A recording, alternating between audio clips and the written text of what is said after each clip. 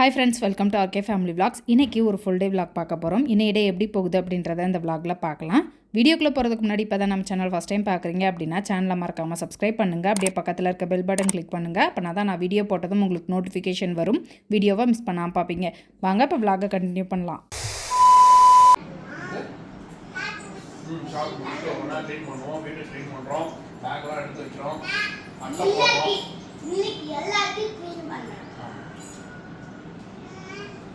நாளைக்கு ஸ்கூலு சரியா ஸ்கூலு நாளைக்கு பிள்ளைங்க காலையில் எழுந்திரிச்சு 4 மணி நேரம்னா டிவி பார்க்க முடியாது. இந்த வீடியோ சண்டே எடுத்தது. கயல் கண்மணிக்கு நாளைக்கு ஸ்கூல் ரீஓப்பன். அதுக்கு முன்னாடி கொஞ்சம் திங்ஸ் எல்லாத்தையும் அரேஞ்ச் பண்ணி வைக்கலாம், தேவையானது எல்லாத்தையும் ரெடி பண்ணி வைக்கலாம் அப்படின்ட்டு இன்றைக்கி ரெடி பண்ண போகிறோம். அம்மாங்க ஊரில் திருவிழா முடிச்சுட்டு வந்து 2 நாள் ஆச்சு. அப்போ இருந்து சொல்லிகிட்டு இருக்கேன் பெட்டை கொண்டு போய் கபோர்டில் வைங்கன்னு. கமல் கேட்கவே இல்லை, இன்றைக்கி தான் எடுத்து வைக்கிறாங்க.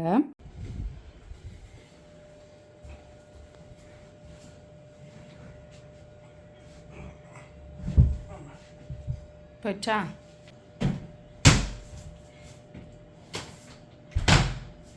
இத்தனை நாள் பிள்ளைங்களுக்கு லீவு. பிள்ளைங்க வந்து எடுத்த பொருளை எடுத்த இடத்துல வைக்கல. பாதி நாள் நம்ம வீட்டில் இருந்தோம், பாதி நாள் வெக்கேஷன்னு வெளியே போயிட்டோம். அதனால் வீட்டை வந்து ஆர்கனைஸ் பண்ணணும் அப்படின்னு நான் நினைக்கவே இல்லை. நாளைக்கு ஸ்கூல் ரீஓப்பன் ஆக போகுது. அதுக்கு முன்னாடி வீட்டை வந்து கொஞ்சம் அரேஞ்ச் பண்ணி வச்சோம் அப்படின்னம்னா நாளைக்கு வேலை செய்கிறதுக்கு வந்து கொஞ்சம் ஈஸியாக இருக்கும். நம்ம வந்து பேக் டு ஃபார்ம் வர்றதுக்கு கொஞ்சம் நல்லாயிருக்கும் அப்படின்றதுக்காக இன்றைக்கி க்ளீன் பண்ணிகிட்ருக்கேன்.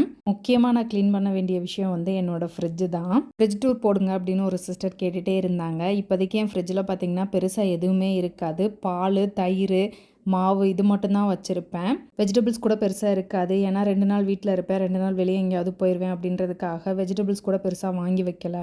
இன்றைக்கி ஃப்ரிட்ஜில் இருக்க திங்ஸ் எல்லாத்தையும் எடுத்து வச்சுட்டு ஃப்ரிட்ஜை வந்து நல்லா க்ளீன் பண்ணி விட்டுட்டு வெஜிடபிள்ஸ் வாங்கிட்டு வந்து ஸ்டோர் பண்ணி வைக்க போகிறேன். பிள்ளைங்களுக்கு ஸ்கூல் லீவு அப்படின்றனால என்னோடய ரொட்டீன் பார்த்திங்க அப்படின்னா நைட்டு லேட்டாக தூங்குறது, காலையில் லேட்டாக எழுந்திரிக்கிறது, காலையில் பிரேக்ஃபாஸ்ட் செஞ்சு சாப்பிட்டுட்டு ஏதாவது வேலையை செஞ்சுட்டு மதியம் அறக்க பறக்க சமைக்கிறது, அந்த மாதிரி தான் ஓடிட்டு இருந்தது. பிள்ளைங்களுக்கு ஸ்கூல் தொடங்கிட்டாங்க அப்படின்னா என்னோடய ரொட்டீன் அப்படியே டோட்டலாக சேஞ்ச் ஆயிரும். காலையில் சீக்கிரம் எழுந்திரிக்கணும், மதியம் லஞ்சுக்கும் சேர்த்து எல்லாத்தையும் சமைச்சு வச்சுட்டு காலையில் வீட்டு வேலையெல்லாம் முடிச்சுட்டு அதுக்கப்புறம் ஆஃபீஸில் வேலை அப்படின்ட்டு ஒர்க் பிஸியில் ஓடிடுவேன். பிள்ளைங்களுக்கு ஸ்கூல் லீவு அப்படின்னா ஒரு சோம்பேறித்தனம் குடியேறிடும். லீவு தானே அப்புறமா பார்த்துக்கலாம் அப்படின்ற ஒரு அலட்சியம் வந்துடும்.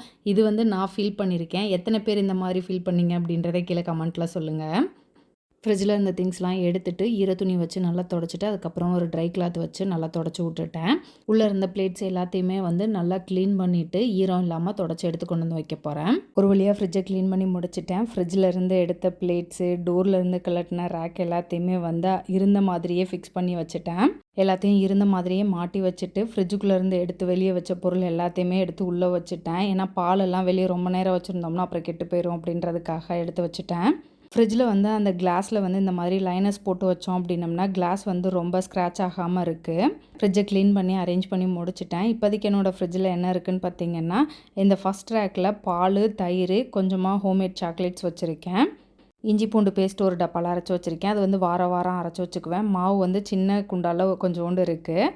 வெஜிடபிள்ஸ் எதுவுமே இல்லை, தக்காளி மட்டும்தான் இருக்குது. டோரில் முட்டை வச்சுருப்பேன், கருவேப்பிலை, கொத்தமல்லி டப்பாலாம் வச்சுருப்பேன். அப்புறம் அந்த சாஸ் ஐட்டம்ஸ்லாம் வச்சுருப்பேன். என்னோடய ஃப்ரிட்ஜில் இந்த திங்ஸ் தான் இப்படி தான் அரேஞ்ச் பண்ணி வச்சுருப்பேன். ஃப்ரிட்ஜை க்ளீன் பண்ணிவிட்டு அப்படியே சமையல் வேலையை ஸ்டார்ட் பண்ணிட்டேன். காளான் கொஞ்சோண்டு இருந்தது, அதை போட்டு பிரியாணி பண்ணிட்டேன். வெங்காயம் தக்காளி மட்டும்தான் இருக்குது, வேறு எந்த வெஜிடபிள்ஸுமே இல்லை. ஈவினிங் போய் வாங்கிட்டு வந்து தான் ஃப்ரிட்ஜில் அரேஞ்ச் பண்ணணும். நாளையிலேருந்து பிள்ளைங்களுக்கு ஸ்கூலு. ஸோ டெய்லியும் ஏதாவது ஒரு வெஜிடபிள் கண்டிப்பாக செய்வேன் அப்படின்றனால வெஜிடபிள் வந்து வாங்கிட்டு வந்து ஸ்டோர் பண்ணி வைக்கணும். இன்னைக்கு சண்டே. இன்னைக்கு என்ன ஸ்பெஷல்னு பார்த்தீங்கன்னா கொஞ்சோண்டு காளான் இருந்தது, அதனால காளான் பிரியாணி பண்ணியிருக்கேன். அதுக்கு தொட்டுக்கிறதுக்கு வந்து ரைத்தா இருக்குது. அப்புறம் வந்து சண்டே அப்படின்னா சிக்கன் ஏதாவது மட்டன் ஏதாவது எடுக்கணும்ல, அதனால இன்னைக்கு சிக்கன் எடுத்திருக்கோம். 1 கிலோ சிக்கன் எடுத்து கொஞ்சமாக கிரேவி செஞ்சுட்டு மிச்சம் இருந்ததை வந்து அப்படியே சிக்கன் 65 செஞ்சுருக்கேன்.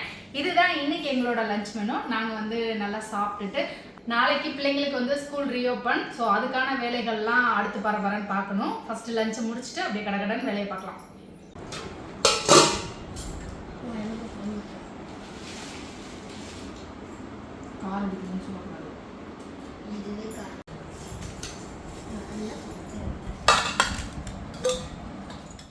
மீன் தொட்டியில் தண்ணி வந்து வாரத்துக்கு ஒரு தடவை மாற்றுவோம். வாரத்துக்கு ஒரு தடவை 1 குடம் இல்லாட்டி 2 குடம் தண்ணியை எடுத்துட்டு வேறு புது தண்ணி வந்து மாற்றி விடுவோம். மீனுக்கு ஃபுட்டு போடுறது, மீன் தொட்டி இந்த மாதிரி தண்ணி எடுக்கிறது, திரும்ப தண்ணி ஃபில் பண்ணுறது எல்லாமே கமல் வேலை. மீனுக்கு ஃபுட்டு போடுறது வந்து கயல் கண்மணி பார்த்துக்குவாங்க. மீன் தொட்டி க்ளீனிங் வேலைக்கும் எனக்கும் சம்மந்தம் இல்லை அப்படின்னு சொல்லிட்டேன். ஆனால் எனக்கு ஸ்ட்ரெஸ்ஸாக இருக்குது அப்படின்னும் போது நான் வந்து மீன் தொட்டி பக்கத்தில் போய் உட்காந்துட்டு அதை பார்த்துக்கிட்டே இருப்பேன். அந்த மீன் இங்கிட்டும் அங்கிட்டும் விளையாடுறத பார்க்கும் போதே என்னோடய டென்ஷன்லாம் கொஞ்சம் பறந்து போயிடும். போதுமா ஒரு கேன் எடுத்தா?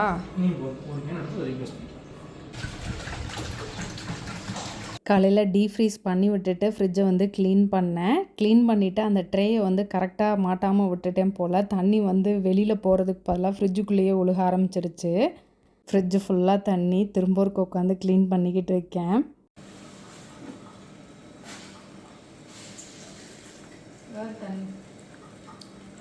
இன்றைக்கி ஒரு வேளைக்கு 2 வேளையாகி போச்சு. ஃப்ரிட்ஜில் இருந்த தண்ணி எல்லாத்தையும் துணியை வச்சு ஒத்தி கொடுத்து எடுத்துக்கிட்டு இருக்கேன். இது என்னடா நம்ம க்ளீனிங்க்கு வந்த சோதனை அப்படின்ற மாதிரியே தான் தோணுச்சு எனக்கு.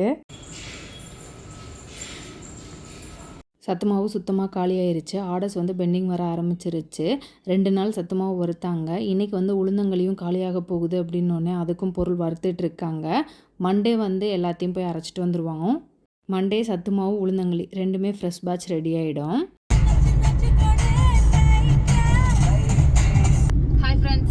நேற்று வந்து டிமார்ட் போயிருந்தோம். பிள்ளைங்களுக்கு வந்து ஸ்டேஷ்னரி ஐட்டம் எல்லாமே ஒரே இடத்துல வாங்கிட்டு வந்துடலாம் அப்படின்ட்டு. பட் புக்குக்கு போடுற அட்டை மட்டும் அங்கே கிடைக்கல, லேபிள் கிடைக்கல. லஞ்ச் பேக் இருந்துச்சு, அது வந்து எனக்கு பெருசாக பிடிக்கல. சரி நம்ம தைக்கிற இடத்துலையே வாங்கிக்கலாம் அப்படின்னு சொல்லிட்டு இப்போ ஒட்டஞ்சத்திரம் போய்கிட்டு இருக்கோம். போன வருஷம் வாங்கின லஞ்ச் பேக்கு 6 மாதம் கூட வரல, கிழிஞ்சிருச்சு. கையில் கேஜி படிக்கும் போது 2 லஞ்ச் பேக்கு இந்த மாதிரி பேக்கு தைக்கிற கடையில் தான் வாங்கினேன். அது நல்லா இருந்தது, மேலே போட்டிருந்தேன். அதை தான் எடுத்து போன வருஷம் உங்களுக்கு யூஸ் பண்ணிகிட்டு இருந்தேன். அந்த பேக் இன்னும் நல்லா தான் இருக்குது. இன்னும் 2 லஞ்ச் பேக் வாங்கினோம்னா ஸ்பேராக வச்சு யூஸ் பண்ணிக்கலாமேன்ட்டு வாங்குகிறேன்.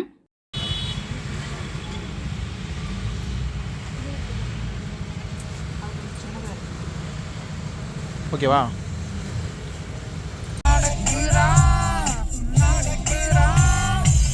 கண்ணனில் அரிசி எடுக்கலாம் அப்படின்னு வந்தோம். இங்கேயே வந்து புக்குக்கு போடுற அட்டையும் வாங்கிக்கலாம் அப்படின்னு பார்த்தா இங்கேயும் ஸ்டாக் இல்லைன்ட்டாங்க. சரி பக்கத்தில் தானே ஸ்டேஷ்னரி கடை இருக்குது, அங்கே போய் வாங்கிக்கலாம் அப்படின்னு சொல்லிட்டு அரிசிக்கு மட்டும் பில் போட்டுட்டு கிளம்பிட்டோம்.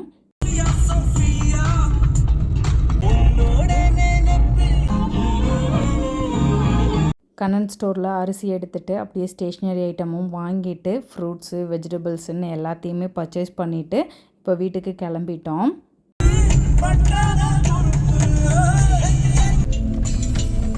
வீட்டுக்கு வந்ததும் ஒரு டீயை போட்டு குடிச்சிட்டு உட்காந்துருந்தேன். கண்மணி வந்து நாளைக்கு ஸ்கூல்மா தங்கத்தோடு போட்டு போகக்கூடாது, மாற்றி விடுங்க அப்படின்னு சொன்னனால மாற்றி விட்டுட்ருக்கேன்.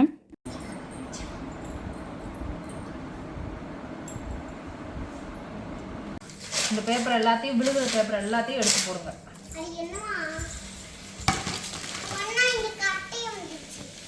இந்த பிட்டு பேப்பர் எல்லாத்தையும் எடுத்து உள்ள போட்டு பார்க்கலாம்.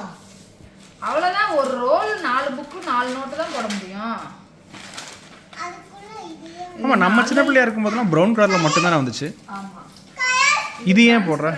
டிரான்ஸ்பரண்டா இருக்கனால உள்ள ஸ்டிக்கரை ஒட்டிட்டு நம்ம பேர் எழுதிட்டு போட்டோம்னா என்ன புக் அப்படின்றத ஈஸியா ஐடென்டிஃபை பண்ணலாம். அதுவும் நம்ம இதுக்கு மேல நம்ம ஸ்டிக்கர் ஒட்டணும் அப்படின்னோம்னா பிரிஞ்சுக்கிட்டே வரும்.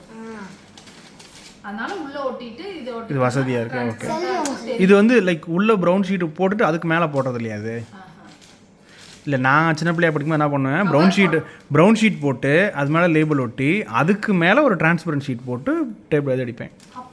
ஆமாம், அதெல்லாம் அவசியமே இல்லை. எது வந்துச்சு? அவங்களே கட் பண்ணி கொடுத்துருவாங்க, நம்ம புக்கை மட்டும் உள்ள போட்டுக்கலாம். ஆமாம், அப்படியே வந்துருச்சு. ஓ, எப்படின்னா இந்த இடத்துல ஸ்டிக்கர் ஒட்டிருப்பாங்க, நம்ம அதை பிச்சிட்டு அப்படியே ஒட்டிக்கலாம். ஓகே ஓகே, அந்த மாதிரிலாம் வந்துருச்சு. இதுக்கு ஒரு மிஷின் கண்டுபிடிக்க மாட்டாங்க. ஆமா, மணி எத்தனை? மணி 6:15. இதை நான் போட்டு முடிக்கிறதுக்கு 8 மணி ஆயிடும். அவ்வளோ நேரம் ஆகுமா? அப்படின்னு நினைக்கிறேன். கூட நான் போடுறேன். கூட போன வருஷமும் நான் தான் போட்டேன், இந்த வருஷமும் நான் தான் போடுறேன். ஒரு புக்குக்குனாச்சும் நீ போட்டிருப்பியா? ஒரு புக் போடு. கூட நான் போறேன். இந்த ஃபீஸ் கட்டுறதோட உன்னோட கடமை முடிஞ்சிருச்சு. அப்படிலாம் நான் சொல்லவே இல்லை. அப்படி நீ ஏன் சொல்லிக்கிற? அப்பதான் நீ நடந்துக்கிற. நான் கையிலுக்கு நான் போடுறேன். என்னைக்காவது ஒரு நாள் உட்கார்ந்து சொல்லி கொடுத்தியா? கண்ணனுக்கு போடு, இதெல்லாம் நீ போடு. கையிலுக்கு நான் போடுறேன், உனக்கு நான் போடுறேன். நான் அந்த பிள்ளை கூட பேச மாட்டேன். அதுக்குள்ள சொல்லிருச்சு நீ போடக்கூடாது. நானும் அவனோட போட மாட்டேன், எனக்கு அவன் மேலே நான் கோவமாக இருக்கேன். 2 பேர் புக்குக்கும் அட்டை போட்டு கொடுத்துடலாம் அப்படின்ட்டு 6 மணிக்கு உட்காந்தேன். எப்படியும் 8 மணி ஆகிடும் அப்படின்னு நினச்சேன். பரவாயில்ல, 7:30க்கெலாம் அட்டை போட்டு முடிச்சிட்டேன். இப்போல்லாம் இவ்வளோ கஷ்டப்பட்டு போடணுன்னு அவசியம் இல்லை, ரெடிமேட் கவர்ஸ் வந்துருச்சு. பட் இருந்தாலும் இந்த கவரே எனக்கு கிடைக்கல, டிமார்ட்லேயும் கிடைக்கல, கண்ணன் டிபார்ட்மெண்ட் ஸ்டோர்லேயும் கிடைக்கல. தேடி கண்டுபிடிச்சி வாங்கியிருக்கேன். ரெடிமேட் கவருக்காக நான் இன்னும் எத்தனை கடை தேடுறதுன்னு தெரியல. அதனால் இதே வாங்கி போட்டுடலான்ட்டு தான் போட்டேன். உடைச்சிராம கழட்டுங்க. கையில கீழே குத்திட போகுது. உடஞ்சா பரவாயில்ல, கையில எதுவும் குத்திடாம தள்ளி உட்காருங்க. கத்திரிக்கோள் வச்சு கிழிச்சிட போறேன். விடுறா புக் விடுறா கைமா.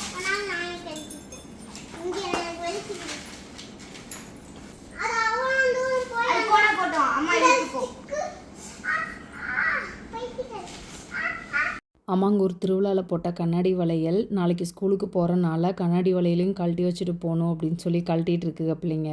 ஸ்கூலுக்கு போகிறாங்கன்னா கழுத்தில் கையில் வந்து எதுவுமே போடாமல் தான் போவாங்க. இந்த மாதிரி ஸ்கூலுக்கு போகும்போது போடாமல் போகிறனால வெளியே எங்கேயாவது போகும்போது போட்டோம்னா கூட போட மாட்டாங்க, கழட்டி கழட்டி போட்டுடுறாங்க. உன் புக்கை மட்டும் எடுத்து வை.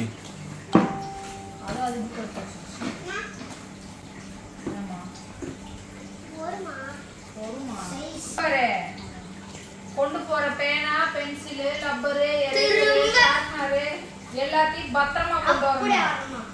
சும்மா பொழுதுனே உட்காந்து சீவிட்டு எனக்கு பென்சில் தீர்ந்து போச்சுன்னு சொல்லக்கூடாது.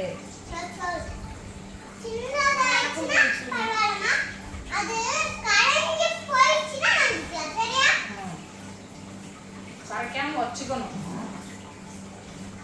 உடஞ்சா மட்டும்தான் சீவணும், சும்மா பொழுதுனைக்கு சீவிட்டு இருக்கக்கூடாது. 1.5 மணி நேரமாக இந்த பிள்ளைங்க புக்குக்கு அட்டை போட்டது முதுகெல்லாம் வலிக்க ஆரம்பிச்சிருச்சு. அப்படியே படுத்துட்டு பாப்பா மிதிச்சு விட்றியா அப்படின்னு கேட்கவும் கையில் மிதிச்சு விட்டுட்ருக்கா.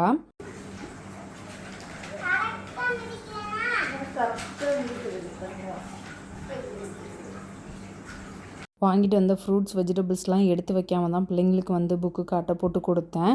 கொஞ்சம் நேரம் ரெஸ்ட் எடுத்துகிட்டு அப்படியே வந்து ஃப்ரூட்ஸ் வெஜிடபிள்ஸ்லாம் எடுத்து வச்சிடலான்ட்டு எடுத்து வச்சுக்கிட்டு இருக்கேன். வெஜிடபிள்ஸ் வைக்கிறதுக்கு முன்னாடி ஃப்ரிட்ஜ் வந்து எம்டியாக இருக்க மாதிரி இருக்கும். வெஜிடபிள்ஸ் வச்சதுக்கப்புறம் வந்து ஃபுல்லான மாதிரி இருக்கும், இடமே பத்தாத மாதிரி இருக்கும். அவ்வளோதான், இந்த விளாக் இதோட முடிஞ்சது. இந்த வீடியோ உங்களுக்கு பிடிச்சிருக்கும் நம்புறேன். பிடிச்சிருந்தா லைக் பண்ணுங்கள், மறக்காமல் சேனலை சப்ஸ்கிரைப் பண்ணுங்கள். அடுத்து ஒரு இன்ட்ரெஸ்டிங்கான வீடியோவில் பார்க்குறேன். அது வரைக்கும் பாய்.